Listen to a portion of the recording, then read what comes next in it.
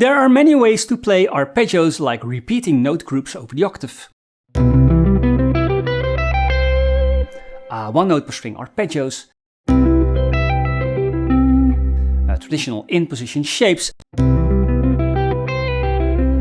And some more. Now this tutorial, however, is about a shape that uses a 2-1-2 fingering system, which is very convenient, easy adaptable, and suited for faster playing. Now I already smell the burnt flesh. So let's take care of business. Now the 2-1-2 system is very simple. The idea is to take any arpeggio and play 2 notes of that arpeggio on one string and 1 note on the next string, and repeat such a 3-note sequence on the adjacent strings. So we're alternating the fingering with 2 notes per string and 1 note per string. And in this way we create a very convenient fingering that is relatively easy to use.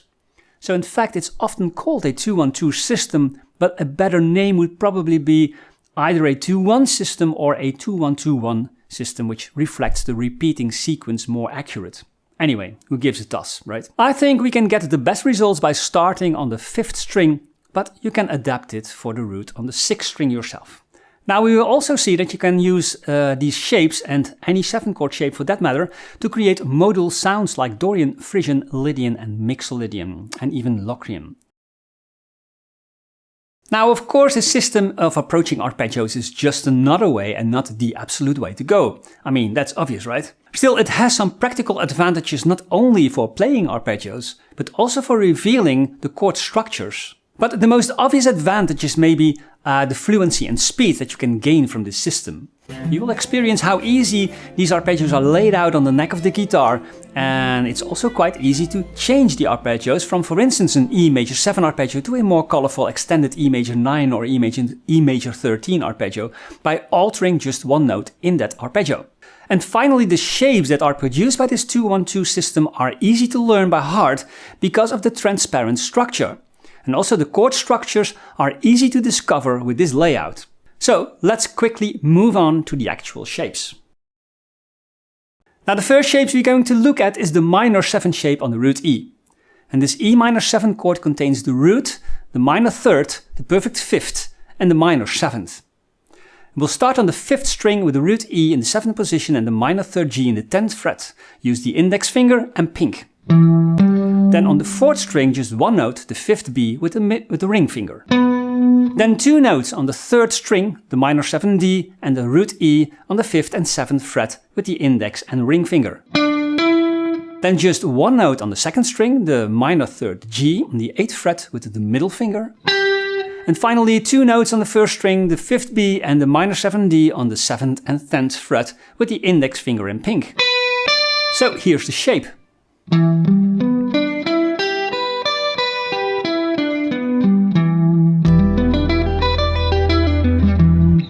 Now here's the E minor 7 arpeggio in a small progression.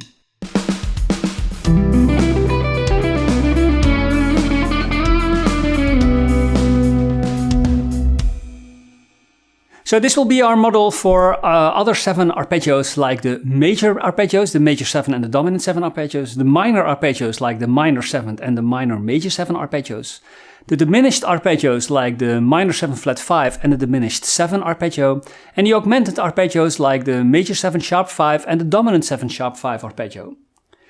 Now if you want to know more about the theory behind the chords, then you could read my ebooks Chord Theory Part 1, 2 and 3. So now I will show you all the other 7-chord arpeggios and some extended shapes. But know this. Someday, and that day may never come, I'll call upon you to do a service for me. But until that day, accept this justice as a gift on my daughter's wedding day. Now the major 7 arpeggio is built on the major triad and has an added major 7 degree. We just saw the 2-1-2 fingering for the E minor 7 chord, and when we altered the minor 3rd to the major 3rd and the minor 7th to the major 7th, then we have created a major 7 arpeggio. And the fingering could be like this.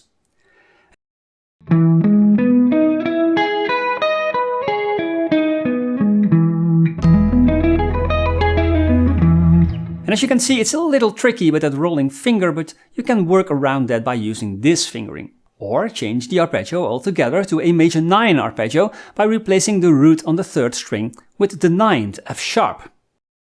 Let's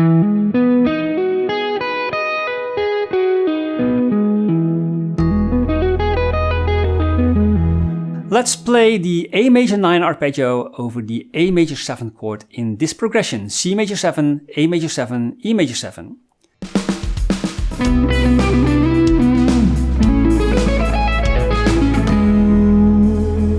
Now when we play the major 7 arpeggio of the 5th degree over a major or major 7 chord, then we have created the Lydian mode.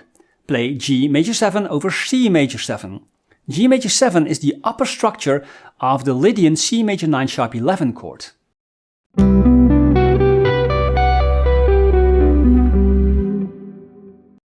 Now the dominant 7th chord is built on the major triad and has an added minor 7th degree.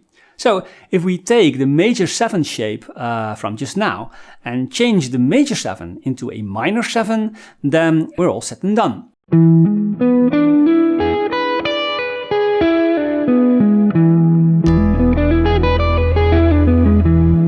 The dominant 7 arpeggio is the tonic of the Mixolydian mode and thus can be used over the Mixolydian progression.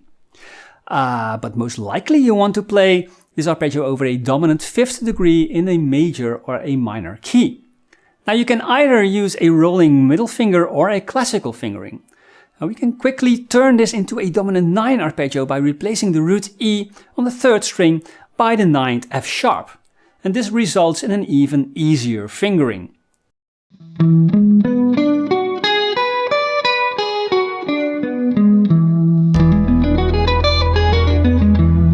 Now playing the E dominant 9 arpeggio over the dominant chord in a 1-5-6 progression in A major sounds like this.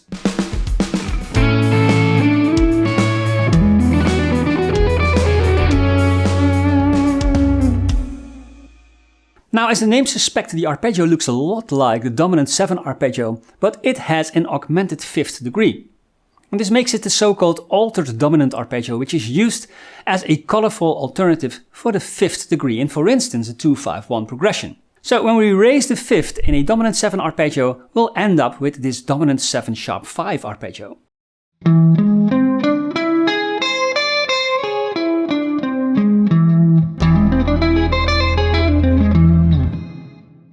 Now we've already seen the E minor 7 arpeggio a few minutes back. But here it is again in case you have a good memory, but it's short. Also this arpeggio can be turned into a minor 9 and even in a Dorian minor 7-13 arpeggio. Now the minor 9 arpeggio is created by replacing the root on the 3rd string with the 9th F sharp on the 11th fret.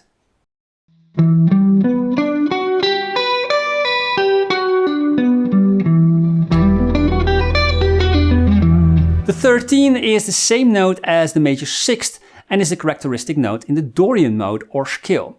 We can create a Dorian minor 13 arpeggio by replacing the minor 7th on the 1st string by the major 6th C sharp.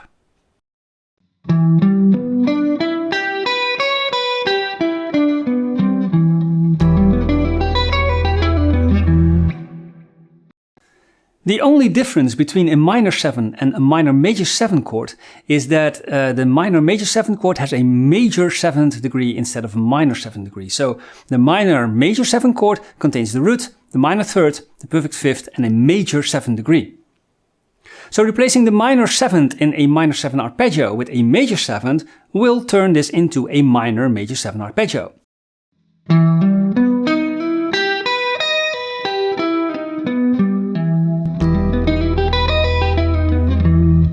This arpeggio comes from the tonic chord in the E melodic minor scale. Now stay with me. The altered scale is the 7th mode of the melodic minor scale and is used for dominant chords or altered dominant chords. So the D sharp altered scale is the E melodic minor scale starting on the major 7th D sharp. So therefore the E minor major 7 arpeggio fits over a D sharp altered or D sharp 7 chord. Like in this progression in G sharp minor, where the E minor major 7 arpeggio is played over the dominant altered 5th degree D sharp dominant 7 sharp 5 sharp 9, and that sounds like this.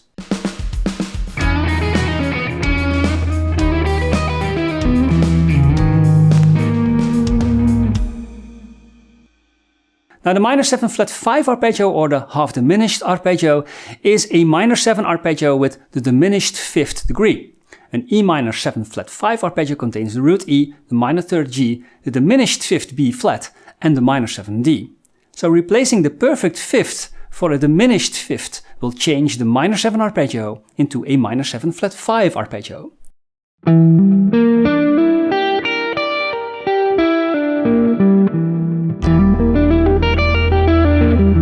Use this arpeggio over minor 7 flat 5 chords, or use it over an altered chord.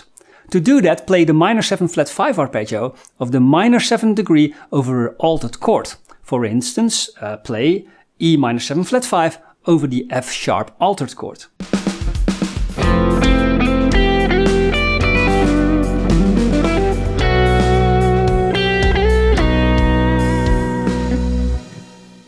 Now the diminished 7 arpeggio looks like the half diminished arpeggio that we have just seen, but it has a diminished 7th.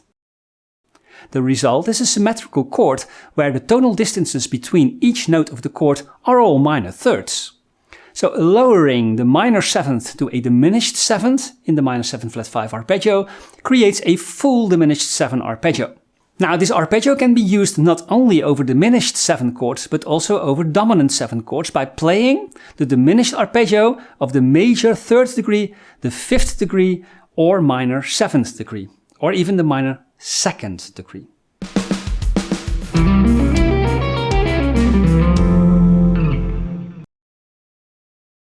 Now to practice these arpeggios you could use an harmonized scale and play the arpeggios on each note of that scale, like this.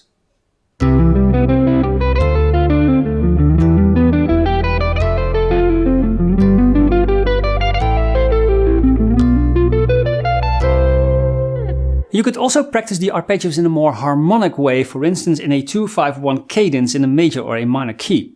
So let's do this for the key of E major that has 4 sharps. The F sharp minor 7 or F sharp minor 9 arpeggio on the 2nd degree, the G dominant 7 or G dominant 9 arpeggio on the 5th degree, and the major 7 or major 9 arpeggio on the tonic. Now for a smooth fingering, we'll play the dominant 9 and major 9 arpeggios on the 5th degree and the tonic.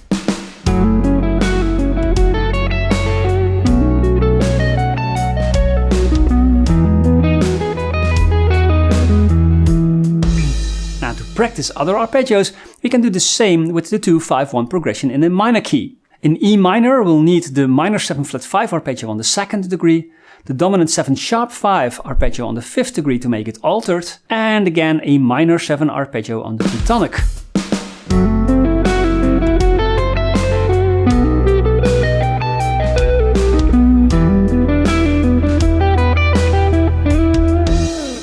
And of course we have more choices for the dominant and altered chord as we have seen earlier in this video, so don't hesitate to use them because they sound beautiful and create a nice outside tension.